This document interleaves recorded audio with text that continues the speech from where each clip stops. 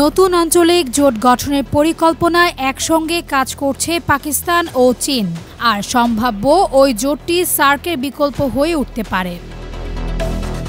এই জোট গঠনের সঙ্গে বাংলাদেশও যুক্ত আছে এবং মূলত এই উদ্যোগেরই অংশ হিসেবে সম্প্রতি চীনের কুনমিং শহরে পাকিস্তান, চীন ও বাংলাদেশের মধ্যে ত্রিপাক্ষিক বৈঠক অনুষ্ঠিত হয়। বাংলাদেশ সংবাদ মাধ্যমটি বলছে, পাকিস্তান ও চীন বর্তমানে একটি নতুন আঞ্চলিক জোট গঠনের পরিকল্পনায় একসঙ্গে কাজ করছে, যা দক্ষিণ এশীয় আঞ্চলিক সহযোগিতা সংস্থার বিকল্প হয়ে উঠতে পারে।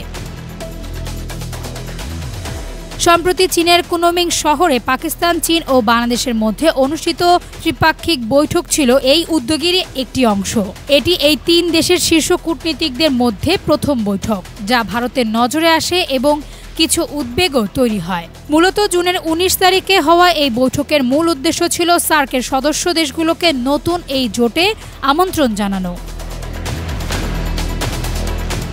মূলত বাণিজ্য, যোগাযোগ ও আঞ্চলিক সংযুক্তি বাড়ানোই হবে নতুন জোটের মূল লক্ষ্য। পর্যবেক্ষকরা মনে করেন, ভারত সাম্প্রতিক সময়ে সাংহাই সহযোগিতা সংস্থার দিকেও খুব আগ্রহ দেখাচ্ছে না। ভারতীয় প্রধানমন্ত্রী নরেন্দ্র মোদী সর্বশেষ দুইটি এসসিও সম্মেলনে অংশ নেননি। চীন, রাশিয়া, ইরান, পাকিস্তান সহ মধ্য এশিয়ার কয়েকটি দেশ এসসিওতে রয়েছে।